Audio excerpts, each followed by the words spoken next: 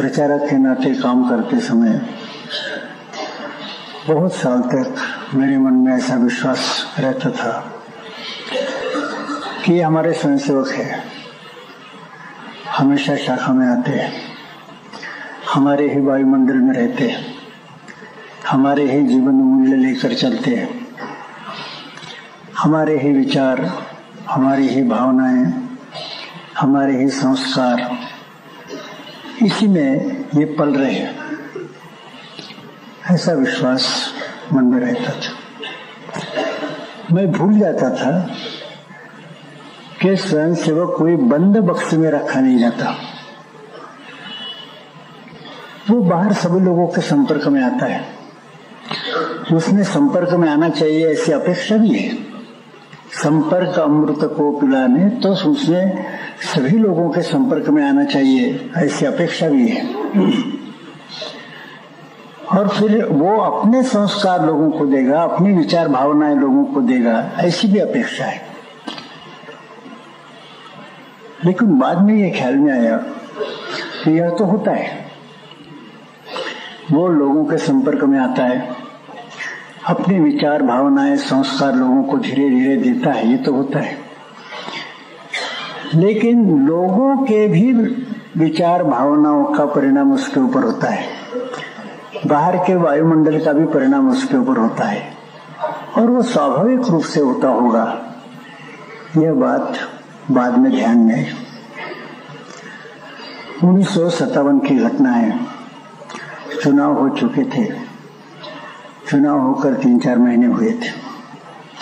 उन दिनों में भारतीय मजदूर संघ का काम कोई खास नहीं था, तो नया काम शुरू करने के लिए हर प्रदेश में जाना पड़ता था। तो मैं पंजाब में गया था, शाम के समय एक शाखा में गया।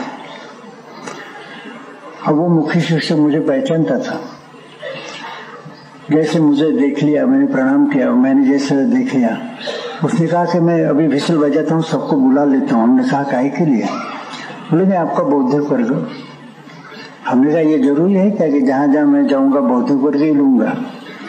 और ये यदि तुमने अपरिहार्य कर दिया तब तो स्वयंसेवक मुझे टालने लगेंगे कि भैया हमेशा उपदेश ही देता है, बौद्धिक झाड़ता है, अच्छा है कि इसके साथ मुलाकात ही न की जाए। कहने का ऐसा आवश्यक नहीं, मैं भी स्वयंसेवक हूँ, शाखा पर रहूंगा। तो अलग अलग गणों में मैं घूम रहा था।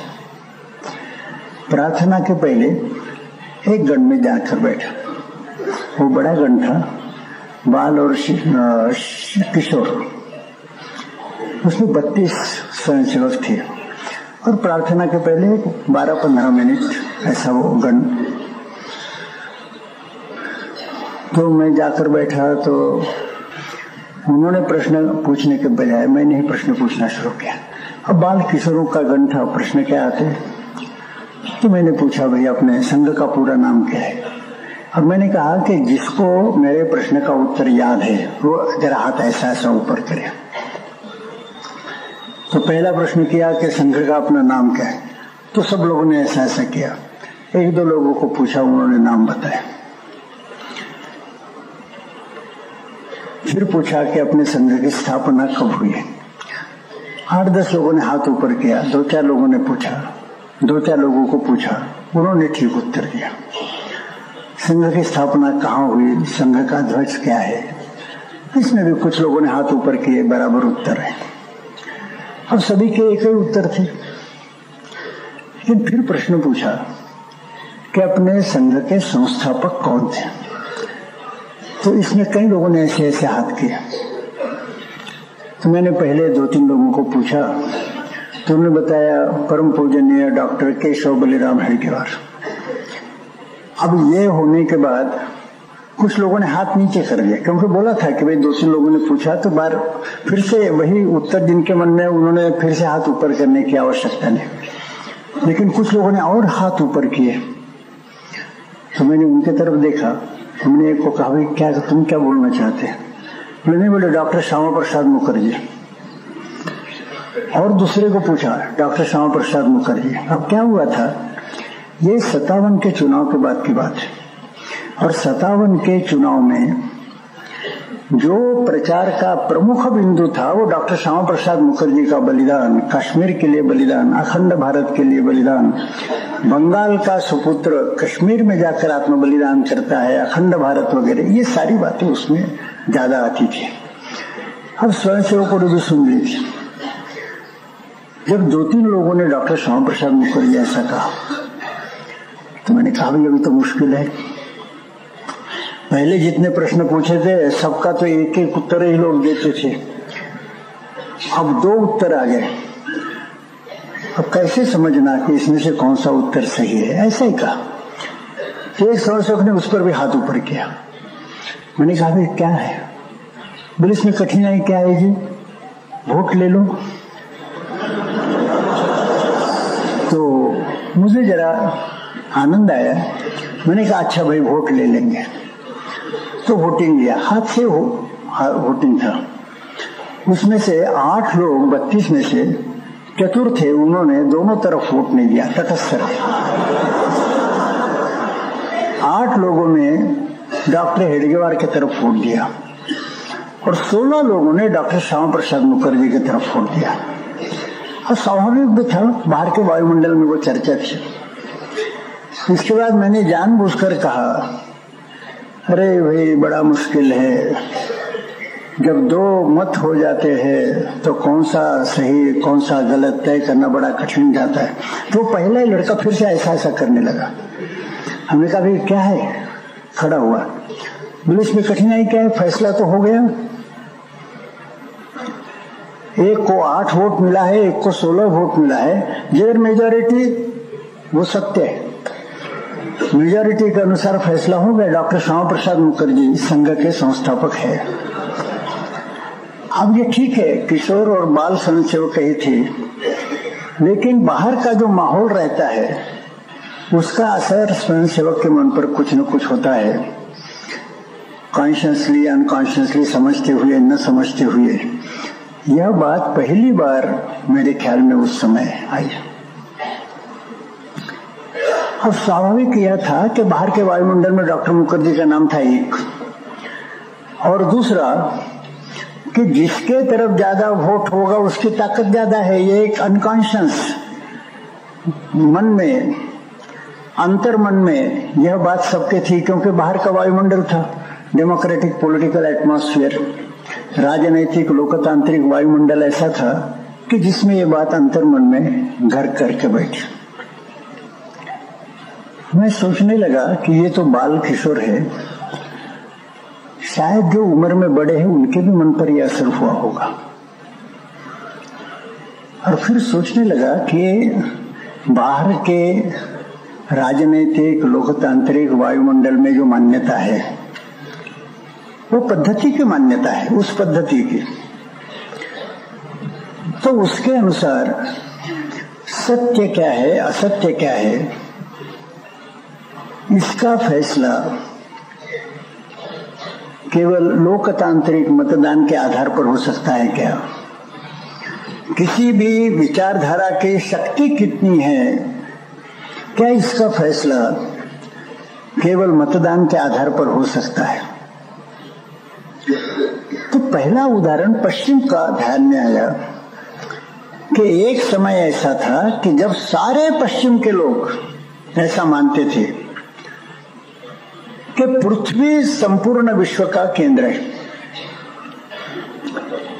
पृथ्वी के पीछे सारे ग्रह चक्कर काट रहे, सूर्य भी पृथ्वी के पीछे चक्कर काट रहा है, तो पृथ्वी केंद्र, सूर्य पृथ्वी के पीछे चक्कर काट रहा है। यह यूरोप की मान्यता थी, क्योंकि वह ईसाईयत की मान्यता थी। फिर कोपरनिकस इस नाम का एक व्यक्ति हुआ, उसने दूसरी बात लिखी या कही कि सूर्य यह केंद्र है, सूर्य के पीछे सब ग्रह चक्कर काटते हैं, पृथ्वी भी सूर्य के पीछे चक्कर काटती है। यह नया सिद्धांत, इसका खोज करते करते उसको 34 साल लगे थे। वो बड़ा प्रसिद्धि परांगमुख था। वो अपना थीसिस, प्रबंध या अपना अन्वेषण प्रकाशित नहीं करना चाहता था, लोगों ने जबरदस्ती से प्रकाशित करवाया। उसकी पुस्तक पूरी छप गई और जिस समय उसको दी गई पहली प्रति वो मृत्युशैया पर था। जिस दिन छपी हुई पहली प्रति उसके मित्रों ने उसको दी, उसी दिन उसकी मृत्यु हुई, किंतु उसकी दखल किसने ली नहीं। उसके मृत्यु के बाद एक आध बार कोई केपलर ऐसे व्यक्ति ने उसका पासिंग रेफरेंस जाते जाते उसका उल्लेख किया होगा, लेकिन पहली बार दखल ली गई 80 साल के बाद, और दखल उल्टी ली गई। पोप ने, वेटिकन सिटी ने, माने ईसाइयत ने यह घोषणा की कि यह पुस्तक प्रक्षिप्त है, प्रोस्क्राइब है, किसी ने पढ़ना नहीं चाहिए।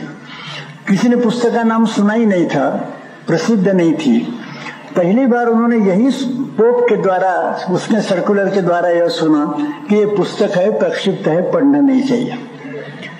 अब उस समय यदि डेमोक्रेटिक वोटिंग हुआ होता कि भाई कोपरनिकस के कथन के मुताबिक सूर्य पृथ्वी का केंद्र है या पृथ्वी संपूर्ण विश्व का केंद्र है और सूर्य पृथ्वी के पीछे चक्कर काटता है या पृथ्वी सूर्य के पीछे चक्कर काटती है, तो कोपरनिकस को एक ही वोट प्राप्त होता, वह भी खुद का, और यूरोप के सारे लोगों का वोट उसके खिलाफ जाता।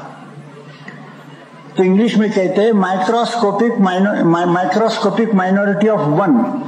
अकेला वही अपने पक्ष का वोट देने वाला होता, सारे यूरोप के लोगों ने उसके खिलाफ वोट दिया होता।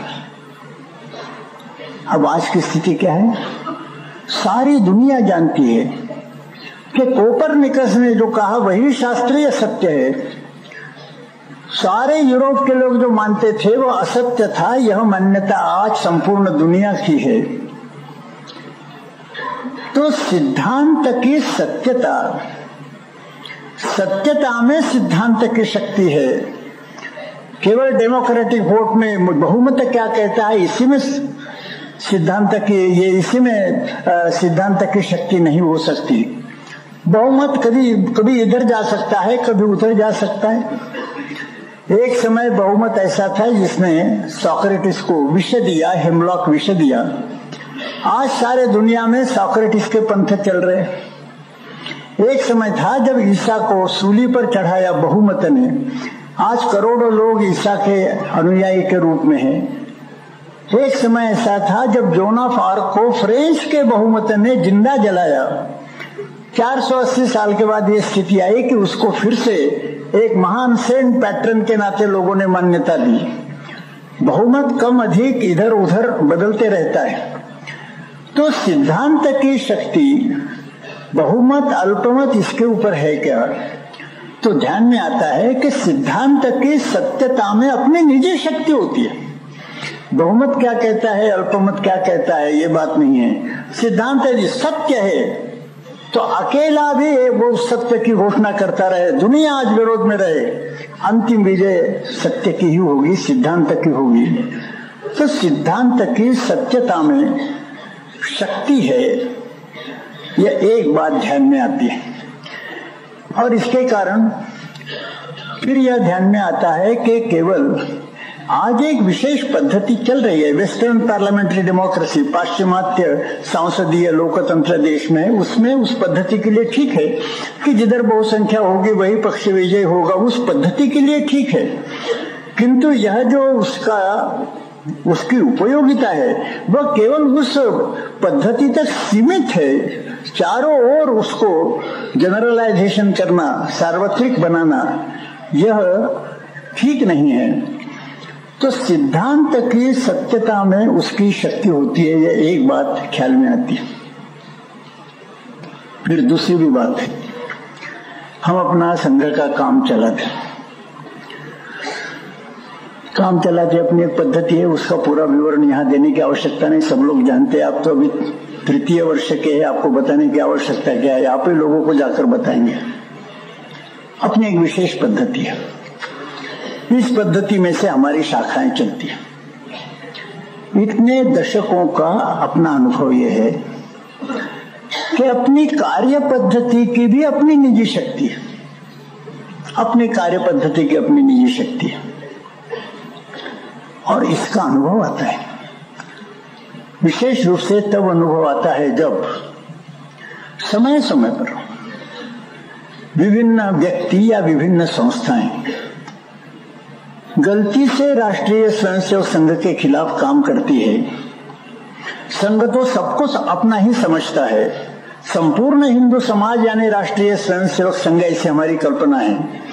परिकल्पना के दृष्टि से हम मानते हैं कि राष्ट्रीय स्वयंसेवक संघ और संपूर्ण हिंदू समाज समव्याप्त है, कोएक्सटेंसिव है।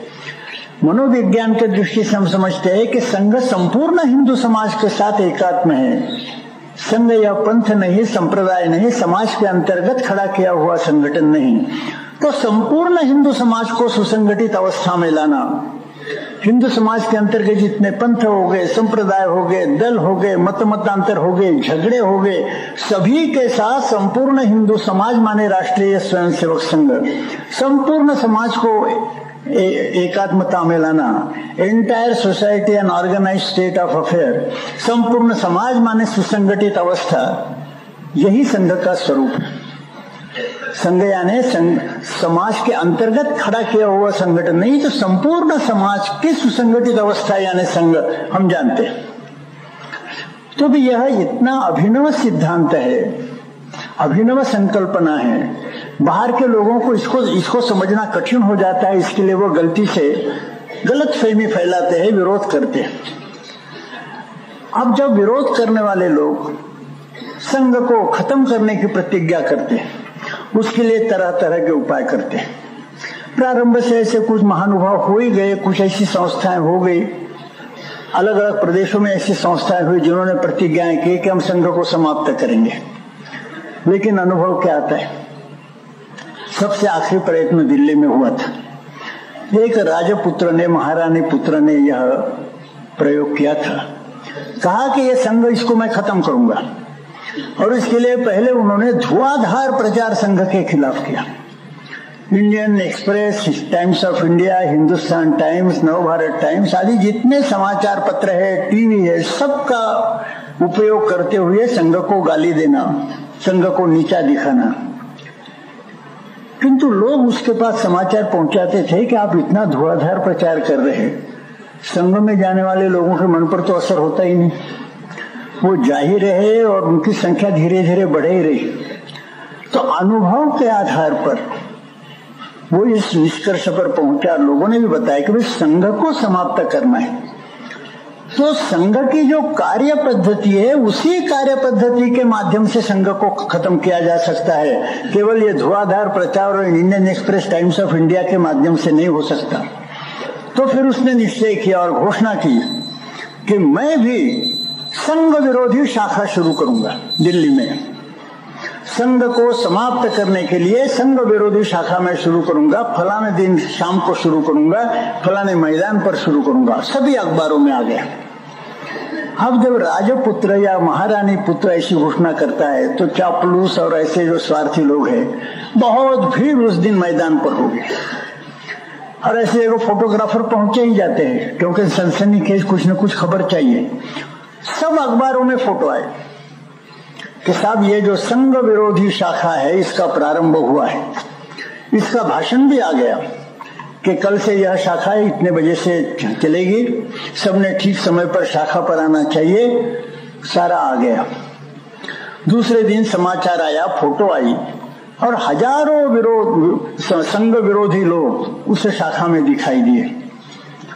दूसरे दिन ठीक समय पर उसका जो कुछ गणवेश था वो पहनकर यह महारानी पुत्र मैदान पर आया। वो ठीक समय पर आए, हाथ में उनके केन भी था। देखा वहां कोई नहीं है, सोचा 5 मिनट में कोई आ जाएंगे लोग। केन लेकर ऐसे चक्कर लगाने लगे मैदान पे। 5 मिनट हो गए, 10 मिनट हो गए, 15 मिनट हो गए, 20 मिनट हो गए। जैसे जैसे समय बीतता गया, महारानी पुत्र के गुस्से का पारा ऊपर चढ़ते गया और 1 घंटे के अंदर कोई नहीं है। शाखा बंद। जिसकी फोटो सारे अखबारों में आई थी, हजारों लोग संघ विरोधी शाखा के स्वयंसेवक बन गए, ऐसा आया था। शाखा बंद। तो जिस संघ का विरोध करने वाले को भी जब यह मानना पड़ता है कि और किसी रास्ते से नहीं तो संघ की जो शाखा पद्धति है उसी से ही केवल संघ को खत्म किया जा सकता है। ऐसा निष्कर्ष जब वो निकालते हैं तो फिर अपने ध्यान में आता है कि हमारी शाखा पद्धति में अपनी निजी शक्ति है, कार्य पद्धति में अपनी निजी शक्ति है। फिर भी आजकल वायुमंडल ऐसा है कि लोग ऐसे मौलिक बातों की ओर जाना ही नहीं चाहते, ऊपर विचार करते हैं, सुपरफिशियल विचार करते हैं।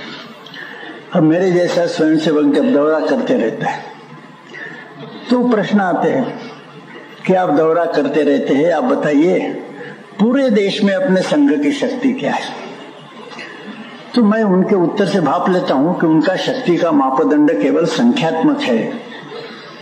कहता वही मुझे मालूम नहीं है। अपने सरकारेबाजी के रिपोर्ट में कुछ आता है लेकिन उसके बाद भी शाखाएं बढ़ती रहती है, संख्याएं बढ़ती रहती है, कैसा हम तय करें, मैं टालता हूं। फिर और प्रश्न आता है तो मैं फिर पूछता हूं कि भाई ये बताओ, इतना बड़ा संघ है, इतने लोग हैं, इनकी कुल मिलाकर शक्ति कितनी है, इसका अंदाजा कैसे लगाना? मैं तो नहीं जानता। तो एक बैठक में पूछा तो 2-4 स्वयंसेवकों ने कहा इसलिए तो बड़ा सरल इसका उत्तर है। सारे देश में संघ के स्वयंसेवक कितने पहले देख लो, उसमें से हर एक स्वयंसेवक की शक्ति कितनी है ये माप लो, और सभी स्वयंसेवकों की व्यक्तिगत शक्तियों का जोड़ यानी संघ की शक्ति। बोले इतना सरल तो काम है, आपको इसमें कठिनाई क्या लग रही है? आप समझ गए ना कि कितने स्वयंसेवक है कुल मिलाकर देश में, ये देख लो। हर एक स्वयंसेवक की शक्ति नाप लो, सभी स्वयंसेवकों की व्यक्तिगत शक्तियों का जोड़ यानी संघ की शक्ति। हमने कहा भाई हर एक स्वयंसेवक की शक्ति को नापना तो बड़ा कठिन है। बोले इसमें कठिन क्या है? हम जानते हैं कि इसकी ये शक्ति उसके शक्ति। उन्होंने कहा तुम तो सरल जानते सकते हो, मेरे लिए कठिन है। बोले क्यों? क्योंकि मैं तो ऐसा अनुभव करता हूं कि कोई भी व्यक्ति हमेशा शक्ति के एक स्तर पर नहीं रहता, अलग अलग समय पर शक्ति के अलग अलग स्तर पर व्यक्ति रहता है। हमने उसको उदाहरण दिया। अंतिम हिंदू साम्राज्य के दक्षिण के सेनापति बापू गोखले के बारे में किस्सा आता है कि बड़े महापराक्रमी पुरुष थे। अब वो घर पर थे और उन्होंने अपनी दाढ़ी बनाने के लिए नाई को बुलाया था। अब दाढ़ी बनाते बनाते थोड़ा सा रेजर कहीं थोड़ा कट गया, रेजर ऐसा थोड़ा लग गया है तो उनके मुंह से सू शब्द निकला। ऐसा होता है ना, कटने के बाद आदमी कुछ ऐसा करता है। ये नाई ने सुना, उसको आश्चर्य हुआ। और आप जानते हैं कि आवश्यकता से अधिक बात करने वाले 2 श्रेणी के लोग होते हैं, नेता और नाई। तो वो नाई ने वो सू शब्द सुना, वो कहता है आश्चर्य है। बापू ने कहा क्या हुआ? बोले बापू हम तो सुनते थे कि आप बड़े बहादुर हैं, रण मैदान में बहुत घाव लगने के बाद भी आप लड़ते रहते हैं, और मेरा उस तरह थोड़ा सा लग गया तो आप सू करने लगे।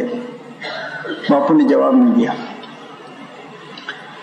दाढ़ी बनाने का काम पूरा हुआ, वो जाने लगा, उसको पैसे दिए किंतु बुला लिया। उसको कहा कि तुम्हारे दाहिना पैर सामने रखो। वो देखता रहा, दाहिना पैर सामने रखा।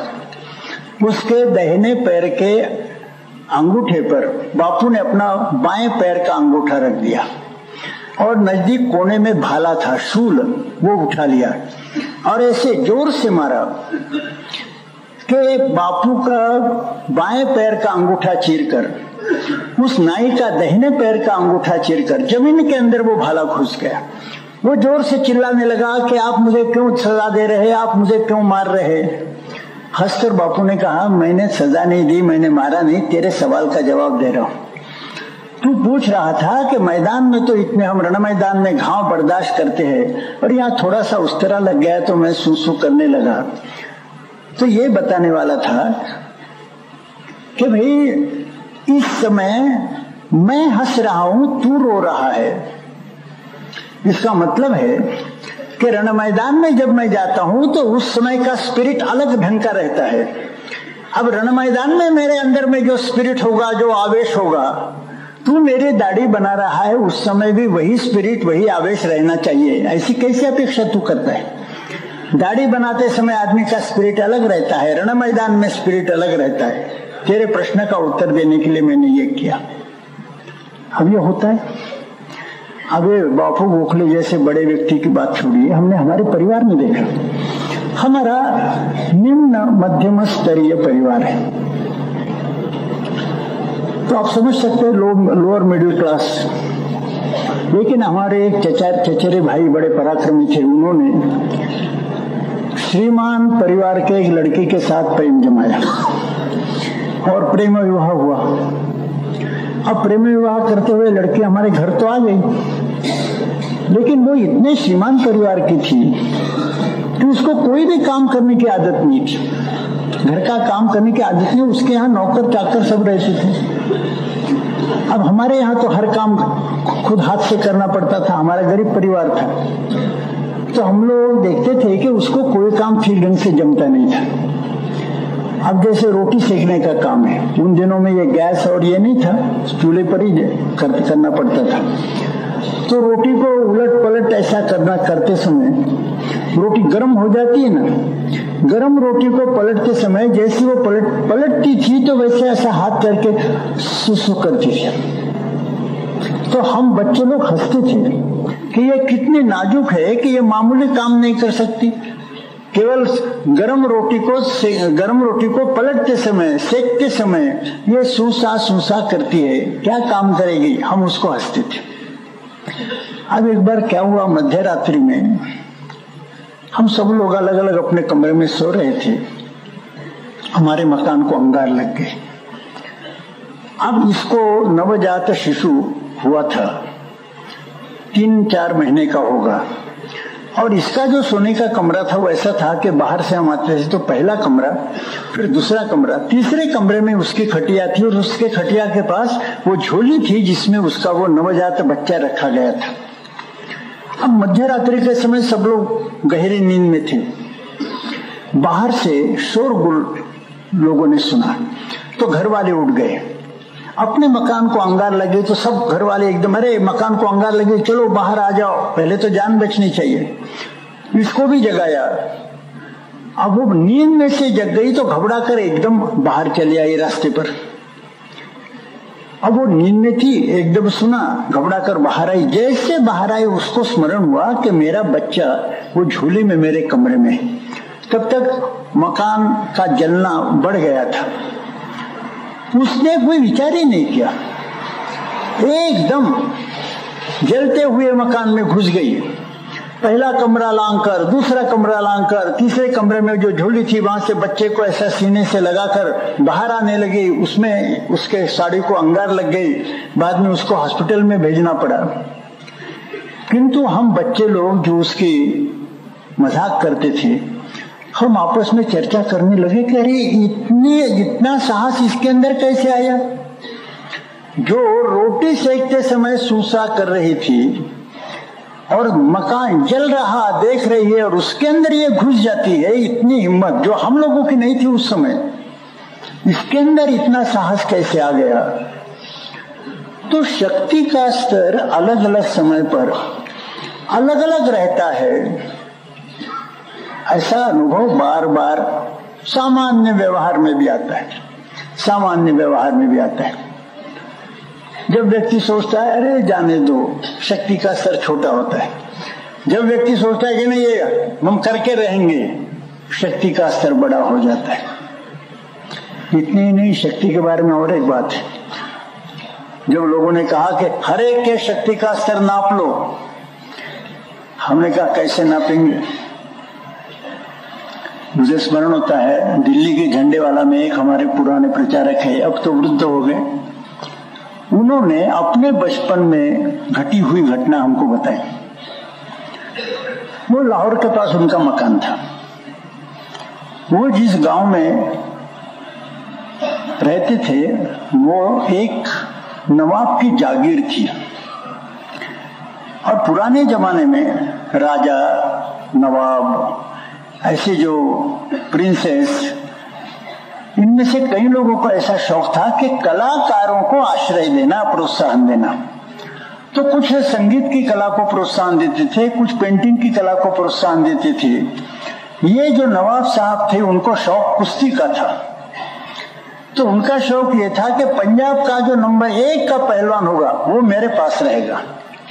तो उस समय का जो नंबर 1 का पहलवान था उसको नवाब साहब ने अपने पास रखा और पंजाब में चारों ओर ये प्रचारित कर दिया कि मेरे पहलवान के साथ लड़ने की किसकी हिम्मत है, कोई आ जाए। 5-6 लोग आ गए, परास्त हो गए। और उस पहलवान को खुराक भी अच्छी रहती थी, बादाम है, पिस्ता है, काजू है, किशमिश है, अच्छा दूध है। अब इन्होंने कहा कि कुछ दिन के बाद वहां नजदीक के गांव से पिता पुत्र एक आ गए, धर्मशाला में रहने लगे। वो जो लड़का था वो 19-20 साल का होगा, वो बिल्कुल दुबला। हमारे इधर इसको बोलते हैं, माने जब आदमी बहुत दुबला पतला रहता है तो उसको हमारे इधर कहते हैं ये लकड़ी पहलवान है, ऐसा कहते हैं। तो ये 19-20 साल का लकड़ी पहलवान, और उसको लेकर उसका पिताजी आ गए। दोनों ने धर्मशाला में एक कमरा ले लिया, वहीं निवास किया। और ये पिताजी नवाब साहब के पास गए, कहा कि आपने यह ऐलान किया है कि आपके पहलवान के साथ जो कुश्ती खेलेगा। बोले हाँ। बोले मेरा लड़का आपके पहलवान के साथ कुश्ती खेलने वाला है।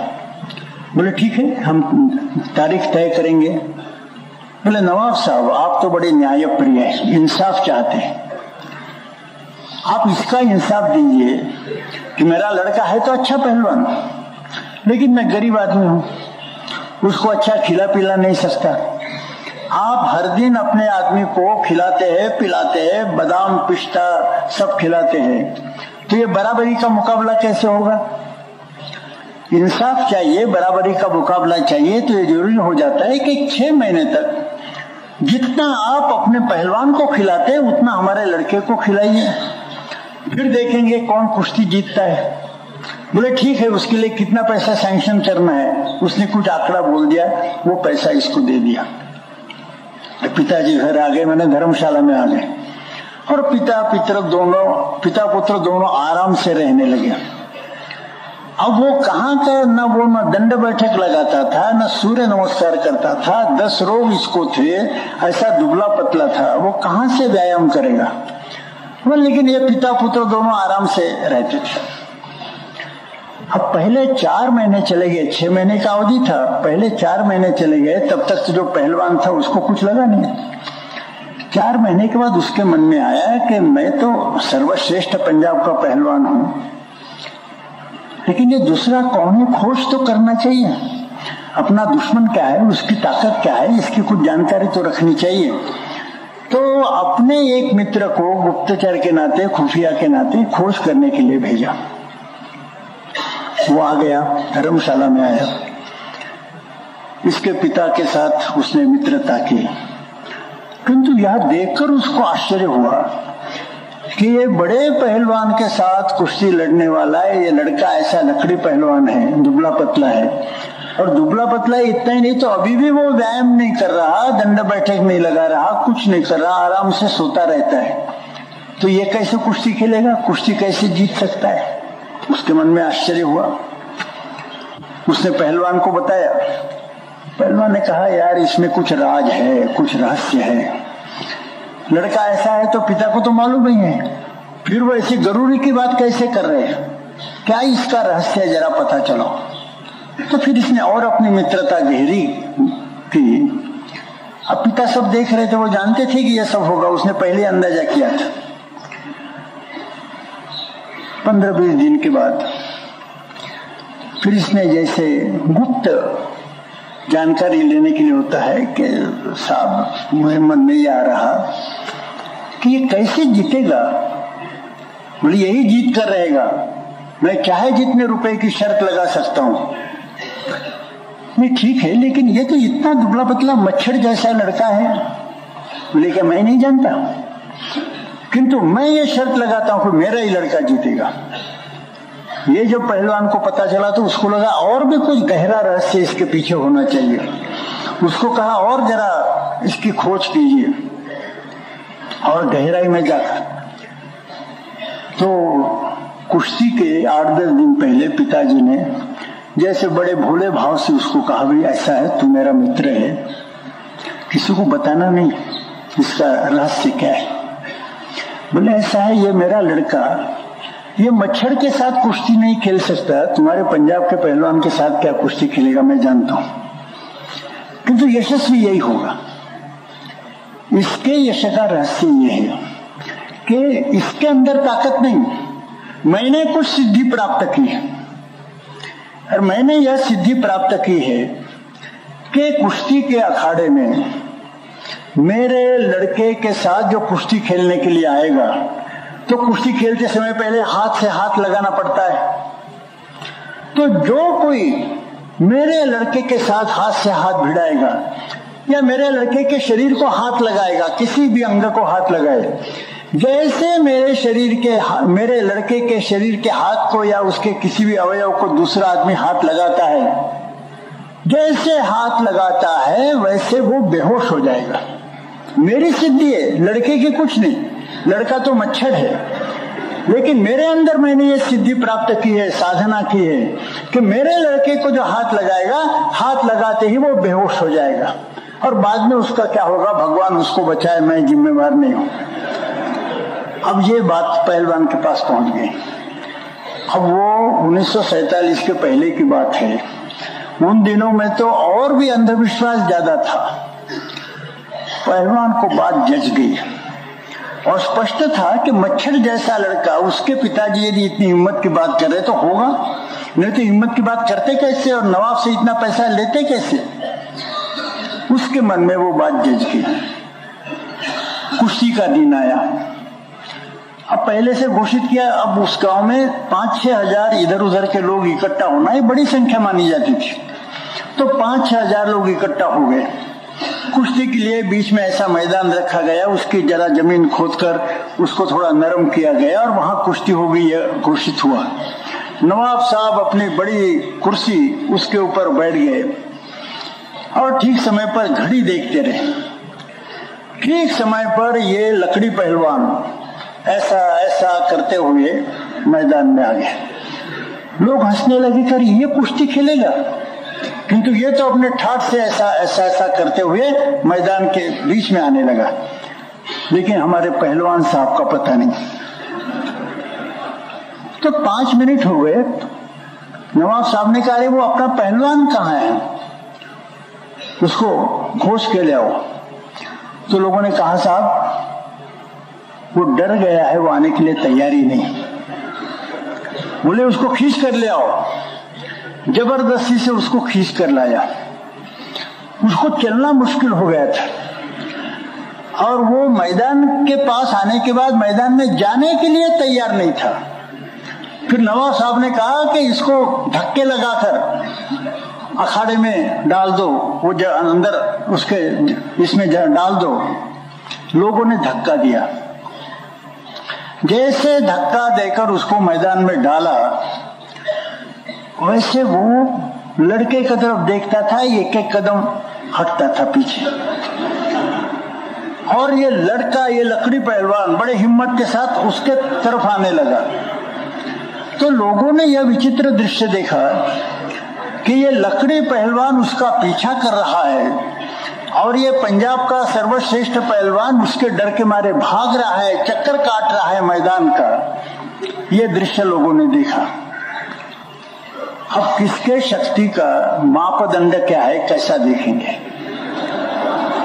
था तो पंजाब का सर्वश्रेष्ठ पहलवान, लेकिन मन में जो हिचक आ गई, मर गया रे बाप मनोवृत्ति जो होती है ना, तो मन में जो हिचक आ गई, तो इतना बड़ा पहलवान, उसकी ताकत ये लकड़ी पहलवान के सामने बिल्कुल शून्यवत हो गई। तो शक्ति का मापदंड आप कैसा लेंगे? प्रायः ऐसा दिखता है कि विभिन्न समय पर हर एक व्यक्ति शक्ति के विभिन्न स्तर पर रहता है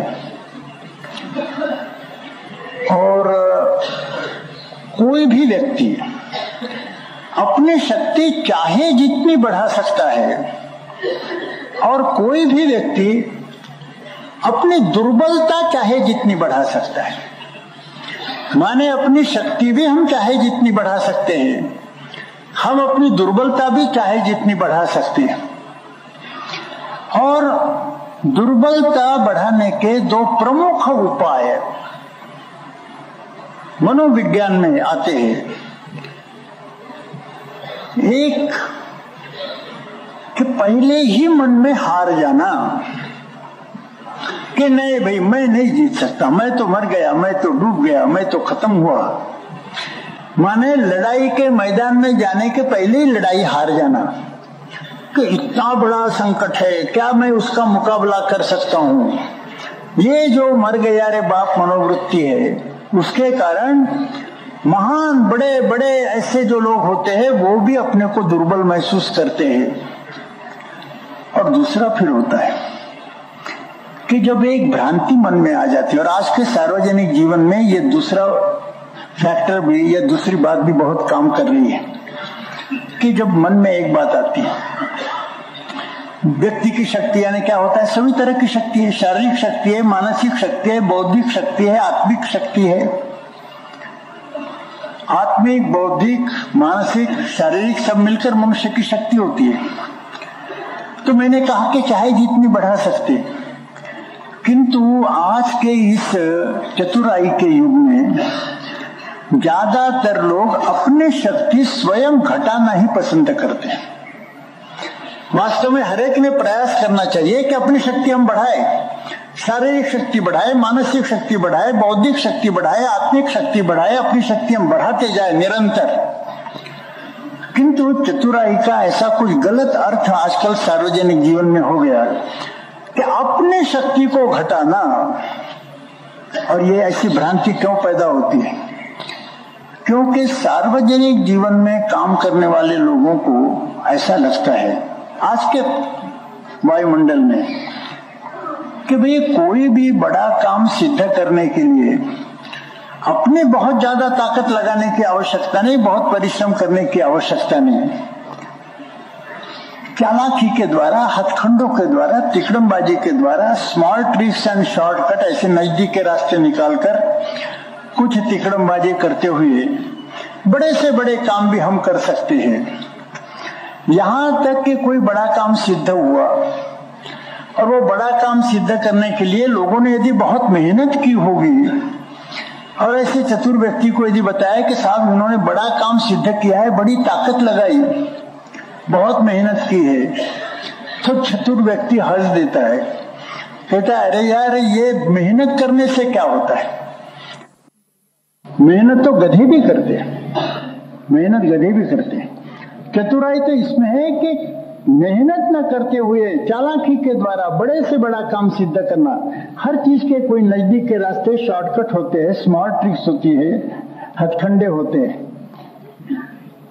तो पहले जो धारणा थी कि अपने आत्म विकास के लिए, अपने मानसिक, शारीरिक, बौद्धिक विकास के लिए निरंतर प्रयत्नशील रहना और इसी तरह से जो ध्येय हमने सामने रखा होगा उसको सिद्ध करने के लिए निरंतर पूरी ताकत लगाकर काम करते रहना, अब उसको चतुराई नहीं माना जाता, बुद्धूपन माना जाता है। आज के सार्वजनिक जीवन में ये अपवादात्मक है, हमेशा ऐसा नहीं था, तो आज है। व्यवहार चतुराई लोगों के मन में बहुत आ गई। और यदि आप कहेंगे कि हम बहुत परिश्रम, निरंतर परिश्रम करते जाएंगे, हमारा आत्म विकास होगा, कार्य भी सिद्ध होगा, तो लोग कहते हैं ये गधा है। अब मुझे स्मरण है कि हमारे हावड़ा के और बंगाल के प्रांत संघ चालक मास्टर मोशाय केशव बाबू ये हम लोगों को बताते थे कि स्वयंसेवक कहिए, कार्यकर्ता कहिए, उसने गधे से 3 बातें सीखनी चाहिए, ऐसा वो बताते थे। उन्होंने शास्त्र में से कोई एक श्लोक भी निकाला था। श्लोक था कि अविश्रांतम वहेद भारम शीतोष्णम न च विंदति ससंतोषस्तथा नित्यम त्रीणि शिक्षेत गर्दभात अविश्रांतम वहेत भारम। गधा अविश्रांत न थकते हुए लगातार बोझ का वहन करते जाता है, तो लगातार काम करते जाना। शीतोष्णम न च विदनति, गर्मी रहे जाड़ा रहे, टेम्परेचर कितना है यह न देखते हुए या ठंडक कितनी है न देखते हुए काम करते रहना। और सभी अवस्था में ससंतोष तथा नित्यम, हमेशा संतुष्ट रहना। त्रीणि शिक्षेत गर्दभात, ये तीन बातें गधे से हर कार्यकर्ता ने सीखनी चाहिए, ऐसा हमारे केशव बाबू कहते थे। किंतु ये गधे के जैसे काम करना चतुर लोगों को पसंद नहीं, वो सोचते हैं। हालांकि स्वामी विवेकानंद जी ने कहा है कि चालाकी के द्वारा कोई महान कार्य सिद्ध नहीं हो सकता, किंतु आजकल ये वायुमंडल हो गया कि चालाकी के द्वारा सब होता है, काय के लिए मेहनत करना।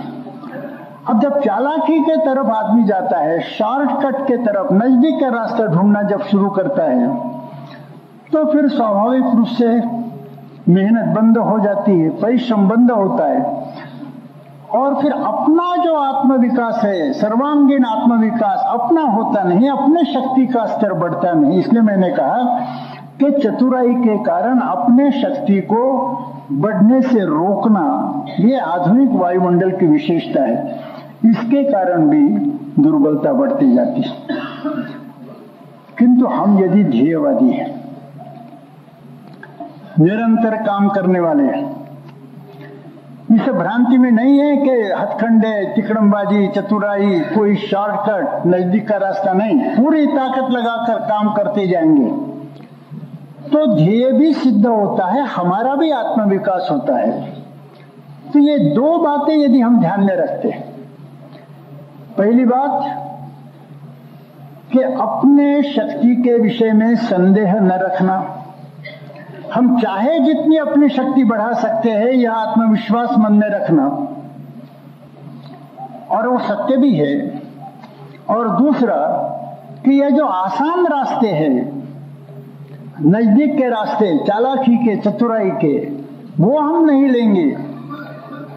मेहनत करेंगे, निरंतर मेहनत करेंगे, और निरंतर मेहनत के कारण एक और हमारा आत्मविकास होगा, दूसरी ओर हमारा ध्येय सिद्ध होगा। दो बातें यदि हम ख्याल में रखते हैं तो हम में से हर एक व्यक्ति अपने शक्ति का स्तर ऊंचा कर सकता है। तो इसलिए जब हमारे कुछ स्वयंसेवक कहते हैं कि हर एक स्वयंसेवक के शक्ति का मापदंड क्या है देख लीजिए, और वो शक्ति हर एक स्वयंसेवक की नापने के बाद सभी स्वयंसेवकों के शक्तियों का जोड़ यानी संघ की शक्ति जब कहते हैं, तो हमारे सामने सवाल आता है कि भाई ऐसे करना कैसे, क्योंकि हर स्वयंसेवक की शक्ति तो कम अधिक होती रहती है, स्तर बदलते रहता है। वो चाहे जितना बलवान हो सकता है, चाहे जितना दुर्बल हो सकता है। ये भी बड़ा कठिन काम है। अब जो बात व्यक्ति के बारे में है, वही बात समाज के भी बारे में। अब समाज की शक्ति है, कैसे आप गिनती करेंगे? हम इतिहास में उदाहरण देखते हैं कि छोटा सा राष्ट्र है और बाहर से बहुसंख्य लोगों का उसके ऊपर हमला होते हुए भी हिम्मत के साथ वह लड़ रहा है और विजय प्राप्त कर रहा है। दूसरा भी होता है कि बड़ा साम्राज्य है, टूट जाता है। जो बात व्यक्ति के बारे में, वही बात समूह के, समाज के, राष्ट्र के बारे में भी हम देखते हैं। अब छत्रपति शिवाजी का हम उदाहरण लेते हैं। शिवाजी ने हिंदवी स्वराज्य की स्थापना का विचार किया। उस समय उसके पास क्या था? इतनी भी भूमि नहीं थी, 1 इंच तक भूमि नहीं थी जिसको वो अपने हिंदवी स्वराज्य की भूमि कह सके। पैसा नहीं था, खजाना नहीं था, सेना नहीं थी, सेनापति नहीं थे, कुछ नहीं था। आज सुबह जैसे परम पूज्य सरसंघ चालक जी ने कहा कि रावण रथी बिरथ रघुवीरा, इसी अवस्था में छत्रपति शिवाजी थे। और किसके साथ मुकाबला था? दक्षिण की 5 पातशाहियां और उत्तर में मुगल का साम्राज्य, इतने बड़े सत्ताओं के साथ मुकाबला। इनके पास कुछ नहीं, किंतु सामूहिक थोड़े लोगों की लेकिन सामूहिक इच्छा शक्ति के भरोसे कि हम ये काम करके रहेंगे। कितने संकट आए सब इतिहास लोग जानते हैं। होते होते हिंदवी स्वराज्य की स्थापना हुई, साम्राज्य की स्थापना हुई। केवल स्वराज्य की नहीं, साम्राज्य की स्थापना हुई। शून्य में से सृष्टि का निर्माण हुआ। इतिहासकार लिखते हैं कि अटक से कटक तक हिंदुओं के विजयी अश्व, विजयी घोड़े और दौड़ने लगे। बड़े बड़े खजाने उनके पास आ गए, बड़ी बड़ी सेनाएं, बड़े सेनापति, ख्यातनाम सेनापति। उत्तर से दक्षिण तक, पूर्व से पश्चिम तक उनके विजयी घोड़े भ्रमण कर रहे हैं। इस अवस्था में साम्राज्य टूट गया। माने जब रावण रथी बिरथ रघुवीरा अवस्था थी, शून्य में से सृष्टि का निर्माण हुआ। और जब इतना बड़ा साम्राज्य स्थापन हुआ, सारी साधन सामग्री उनके पास थी, साम्राज्य टूट गया। पंजाब का इतिहास हम देखते हैं, कितना बलिदान हुआ। हमारे पूजनीय गुरुओं का कितना बलिदान हुआ। इसके कारण लोगों में एक आवेश भी आया, द्वेष भी आया। बात ठीक है, लगातार बलिदान का ही इतिहास है। होते होते लोगों में जोश आया, संगठन हुआ, वो लोग काम करने लगे। गुरु गोविंद सिंह जी के नेतृत्व में एक लड़ाकू संगठन खड़ा हुआ। पंचे प्यारा का चयन हुआ, गुरु गोविंद सिंह जी ने किया, वो प्रसिद्ध इतिहास है। जिस दिन पंचे प्यारा का चयन हुआ, उस दिन से लेकर बढ़ते बढ़ते जब साम्राज्य की स्थापना हुई और हमारे हिंदुओं के घोड़े अफगानिस्तान में घुस गए, 139 साल का या बीच में का अवधि है। साधना कितनी लंबी देर तक करनी पड़ी? 139 साल तक लगातार साधना करनी पड़ी। तो एक अवस्था थी कि अपने गुरुओं की जान बचाने की शक्ति हमारे अंदर नहीं थी। महाराजा रणजीत सिंह जी के समय यह अवस्था आ गई कि इधर अंग्रेज भी हमें डरते थे और उधर अफगानिस्तान में हमारी सेनाएं दौड़ कर रही थी। इतना बड़ा साम्राज्य स्थापन हुआ।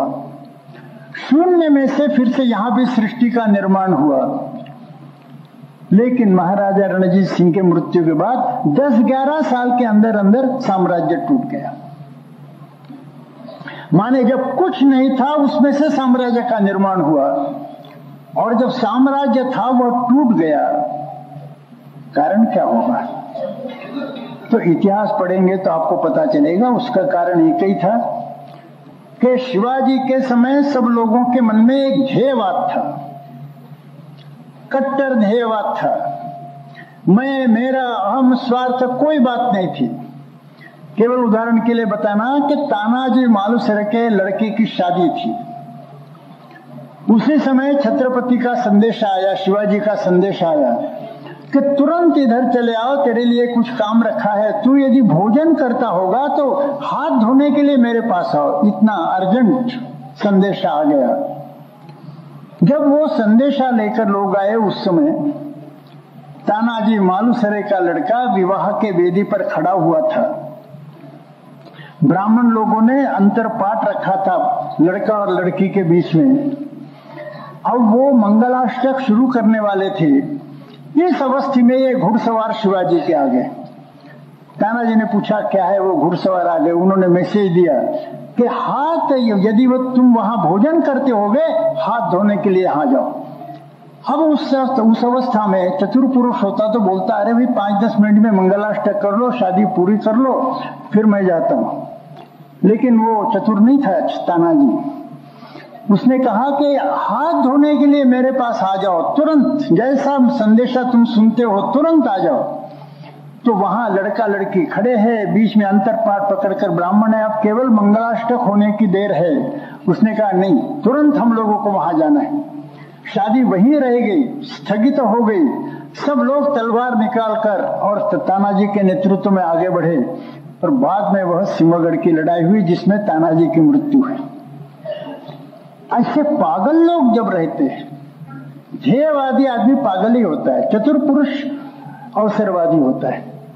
ऐसे ध्येयवादी लोग शिवाजी के पास थे।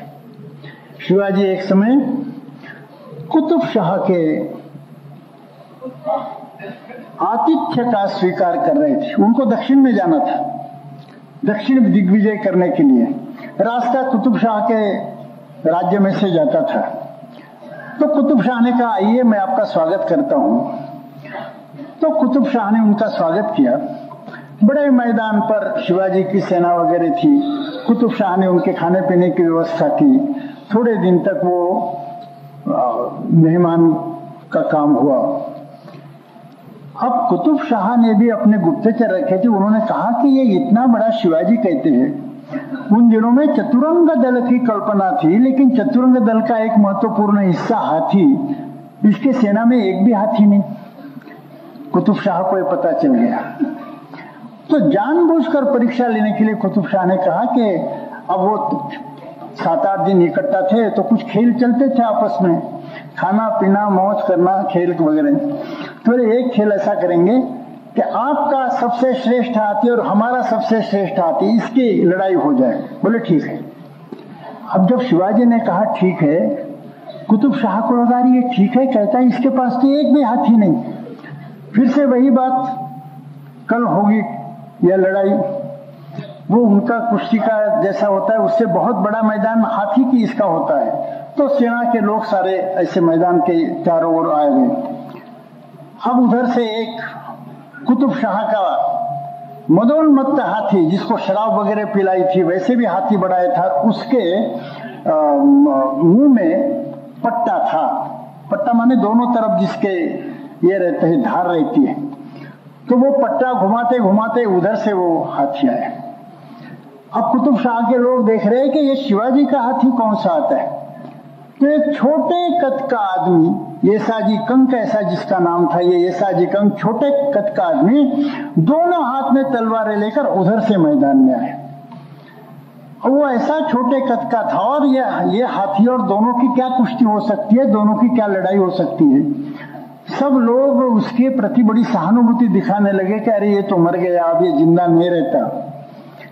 लेकिन जैसे हाथी गुस्से के साथ इसके ऊपर हमला करने के लिए आया, वो कुशलता के साथ, चपलता के साथ एकदम उसके पीछे आ गया। उसकी पूंछ पकड़कर उसके पीठ पर बैठ गया और उसने अपनी तलवार उसके गंडस्थल पर रख दी।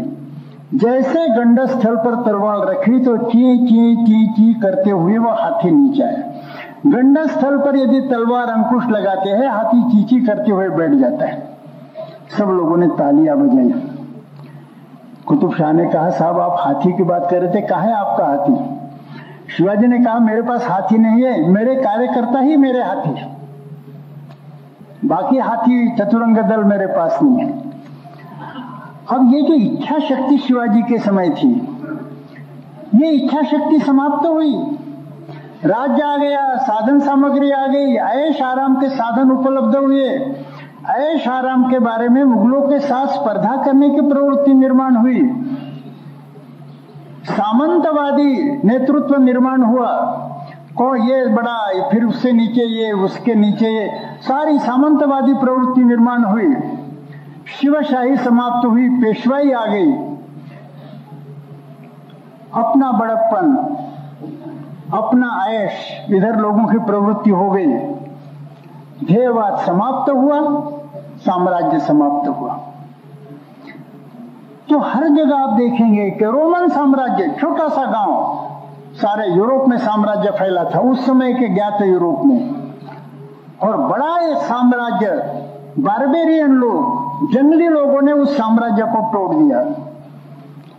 वो बढ़ा कैसे, नीचे कैसे गया साम्राज्य। जिस समय ध्येयवाद था, डिटरमिन्ड माइनॉरिटी जिसको कहा जाए, निश्चय किए हुए थोड़े लोग, उन्होंने साम्राज्य निर्माण किया। और जब यह ध्येयवाद चला गया, इसके कारण निश्चय चला गया, ऐश की प्रवृत्ति आ गई, सामंतवादी प्रवृत्ति आ गई, व्यक्तिवाद आ गया, अवसरवाद आ गया, साम्राज्य टूट गया।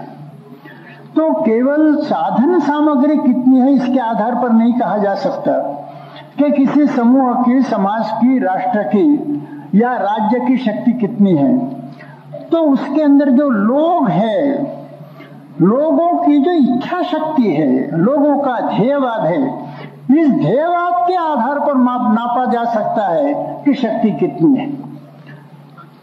कुछ वर्ष पूर्व आपने सुना होगा कि इजराइल को खत्म करने का विचार अरब राष्ट्रों का बहुत पहले से थे।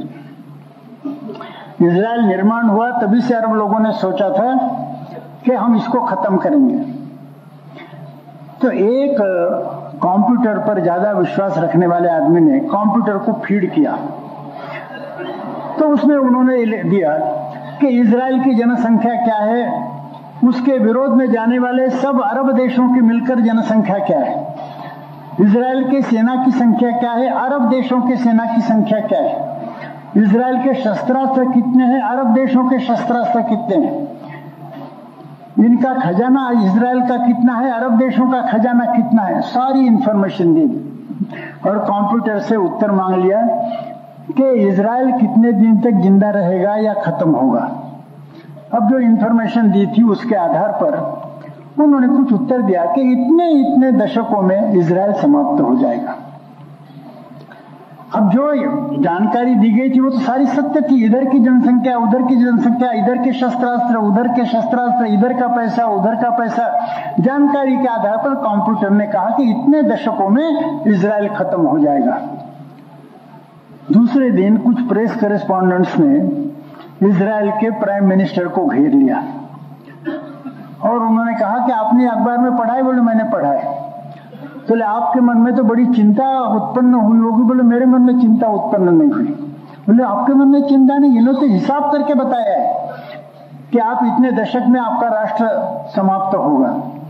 उस समय इजराइल के प्राइम मिनिस्टर ने कहा कि आपके कंप्यूटर ने बताया होगा, लेकिन इस दुनिया में ऐसा कौन सा कंप्यूटर है मुझे बताओ कि जो इसकी तुलना करेगा, जनसंख्या की तुलना, शस्त्रों की तुलना, सेना की तुलना, पैसों की तुलना करने वाले कंप्यूटर है, लेकिन इसकी तुलना करने वाले कंप्यूटर कितने हैं कि इजराइल के राष्ट्र की इच्छा शक्ति और सब अरब देशों की मिलकर लोगों की इच्छा शक्ति, तो इजराइल की इच्छा शक्ति और अरब देशों की इच्छा शक्ति दोनों की तुलना करने वाला कंप्यूटर कौन सा है यह बताइए। और जब तक हमारी इच्छा शक्ति को नापने वाला कंप्यूटर दुनिया में नहीं है, हम सारी बातों की फिक्र नहीं करते। हम निश्चय किए हुए हैं कि सबको खत्म करेंगे, हम खत्म होने वाले नहीं। तो ये इच्छा शक्ति का सवाल है। इच्छा शक्ति ध्येयवाद के ऊपर अवलंबित है। अपने व्यक्ति को भूल जाना, अहंकार को भूल जाना, स्वार्थ को भूल जाना, महान ध्येय में आत्मसमर्पित, ध्येय सागर में आत्मसमर्पित, ऐसे लोग जहां निर्माण होते हैं वहां प्रचंड शक्ति का निर्माण होता है और जहां हर एक आदमी अपने को बुद्धिमान समझता है। अपने यहां ऐसा कहा गया कि सर्वे यत्र प्रणेतारः सर्वे पंडितमानिनः सर्वे महत्वमिच्छन्ति राष्ट्रकम तद विनश्यति।